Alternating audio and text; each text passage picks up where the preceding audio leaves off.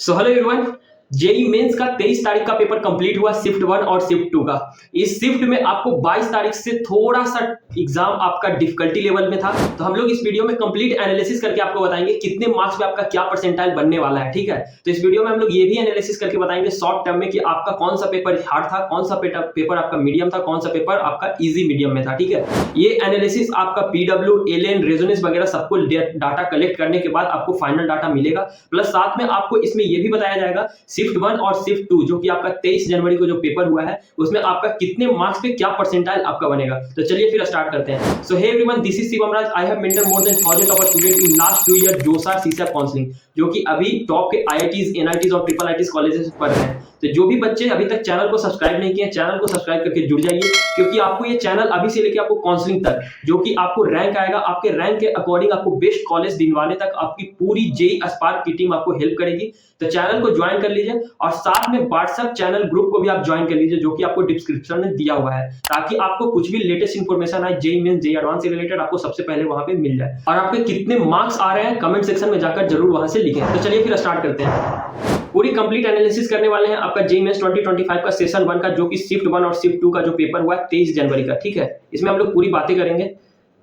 जैसे कि आप यहाँ पे देख रहे होंगे, शिफ्ट 1 का आज एनालिसिस करने वाले हैं। तो ओवरऑल डिफिकल्टीज की बात करें तो आपका पेपर मॉडरेट था। ठीक है, वहीं फिजिक्स की बात करें तो आपका इजी टू मॉडरेट था, केमिस्ट्री की बात करें तो आपका इजी टू मॉडरेट था, वहीं मैथमेटिक्स की बात करें तो आपका मॉडरेट टू टफ था। मैथमेटिक्स में ऐसे पेपर सेट कर दिया गया था शिफ्ट 1 वाले में, जो कि बहुत ही ज्यादा टाइम टेकिंग पेपर था, जो कि बहुत ही ज्यादा टाइम लग रहा था बच्चे को क्वेश्चन को सोल्व करने में। वहीं बात करें केमिस्ट्री का, तो केमिस्ट्री का डायरेक्ट एनसीईआरटी से सवाल पूछे गए थे। ठीक है, वहीं फिजिक्स की बात करें तो फिजिक्स में भी आपका फॉर्मूला बेस्ड ही क्वेश्चन पूछा हुआ था। ठीक है, अब बात करें तो कौन सा पेपर से आपका मैथमेटिक्स में किन चैप्टर से ज्यादा वेटेज था, तो वही relation and function, circle, differentiation, calculus, vector, etc, ये सब कुछ ऐसे चैप्टर थे जहां से आपको सवाल ज्यादा से ज्यादा आपको पूछा गया था मैथमेटिक्स में। बात करें फिजिक्स का, तो आपका थर्मोडायनेमिक्स आपका क्वेश्चन पूछा हुआ था, जो कि ज्यादा वेटेज यहाँ पे देखने को मिला था शिफ्ट 1 में। अब बात करें केमिस्ट्री का, फिजिकल केमिस्ट्री से ज्यादा क्वेश्चन इस बार पूछा गया था। मतलब मान के चलिए आपका 8 से 9 सवाल आपको यहाँ से देखने को मिला था इस बार 23 जनवरी वाला जो आपका पेपर था शिफ्ट 1 में, उसमें। वहीं कोऑर्डिनेशन कंपाउंड से था, एटॉमिक्स कंपाउंड से था, इनऑर्गेनिक केमिस्ट्री से भी यहाँ से अच्छे सवाल पूछे गए थे। अब बात करें मार्क्स वर्सेस परसेंटाइल का, सबसे बड़ा चीज यही होता है कि बच्चे के मन में कि हाँ मेरे इतने मार्क्स आ रहे हैं तो क्या मेरा परसेंटाइल बनेगा।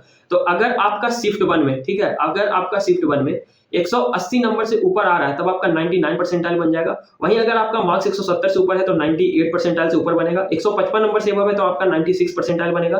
145 नंबर से ऊपर है तो आपका 95 परसेंटाइल बनेगा। 130 नंबर से ऊपर है तो आपका 94 परसेंटाइल बनेगा। वहीं 120 से ऊपर है तो आपका 93 परसेंटाइल बनेगा। अब मान के चलिए जिन बच्चों का मार्क्स 95 से एबव है, ठीक है, उनका 90 परसेंटाइल से एबव बनेगा। ठीक है, इस चीज को आप मान के चलिए। ऐसा इसलिए बोल रहे थे क्योंकि ओवरऑल पेपर का level moderate to high level में था। ठीक है, जो कि पेपर थोड़ा सा कठिन इस बार था शिफ्ट 1 वाले पेपर की बात करें तो वहां पे। अब बात कर लेते शिफ्ट 2 में क्या था। तो शिफ्ट 2 की बात करें तो फिजिक्स की बात करें तो मॉडरेट पेपर था। ठीक है, फिजिक्स में बहुत ही इस बार कॉम्प्लेक्स क्वेश्चन पूछे गए थे शिफ्ट 2 में। 23 तारीख वाला जो पेपर था उसमें बहुत ही कॉम्प्लेक्स क्वेश्चन पूछे गए थे फिजिक्स में। वहीं केमिस्ट्री की बात करें तो आपका इजी टू मॉडरेट था, इसमें भी क्वेश्चन कुछ ऐसे केमिस्ट्री में पूछे गया था जिसमें टाइम टेकिंग था, फिजिकल केमिस्ट्री से खास करके। वहीं मैथमेटिक्स की बात करें तो आपका जैसा चले आ रहा था, मतलब 22 तारीख का पेपर, 23 तारीख का जो शिफ्ट 1 का पेपर था, वैसे ही आपका मॉडरेट टू टफ लेवल का पेपर था। मतलब बहुत सारे न्यूज एनालिसिस को पता करते हुए पता चल रहा है कि आपका शिफ्ट 2 का पेपर सच में कठिन पेपर था। वहीं मैथमेटिक्स की बात करें तो आपका वेक्टर से पूछा गया था, 3D, AP, conic section, parabola, permutation and combination, complex number से पूछा गया था। ये कुछ फिजिक्स का आपका चैप्टर था जहां से क्वेश्चन पूछे गए थे। वहीं केमिस्ट्री के ये कुछ आपका क्वेश्चन था। ठीक है, अब ओवरऑल बात कर लेते हैं क्या मार्क्स वर्सेस परसेंटाइल रहने वाला है। तो जो आपका शिफ्ट 1 में परसेंटाइल बना था जितने मार्क्स पे, अब मान के चलिए 5 नंबर ऊपर और 5 नंबर नीचे आपका यही परसेंटाइल रहने वाला है आपका मार्क्स में। अगर आपका 180 से लेके 185 के बीच में आ रहा है तब आपका 99 परसेंटाइल बन जाएगा। वहीं अगर आपका मार्क्स 170 से ऊपर है तब आपका 98 परसेंटाइल बन जाएगा। अगर आपका 155 नंबर से ऊपर है तो 96 परसेंटाइल बन जाएगा। वहीं 145 नंबर से ऊपर है तो 95 परसेंटाइल बन जाएगा। 130 नंबर से ऊपर है तो 94 परसेंटाइल।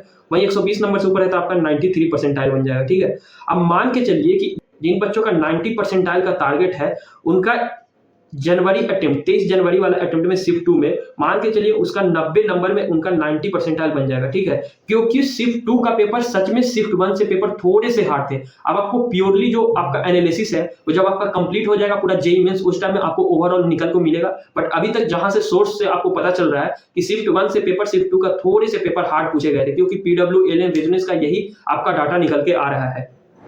तो चैनल को सब्सक्राइब कर लीजिए, क्योंकि आपको ये चैनल आपके रैंक के अकॉर्डिंग आपको बेस्ट कॉलेज दिलवाने में आपको हेल्प मिलेगा। तो चैनल को सब्सक्राइब करके जुड़ जाइए। Thank you.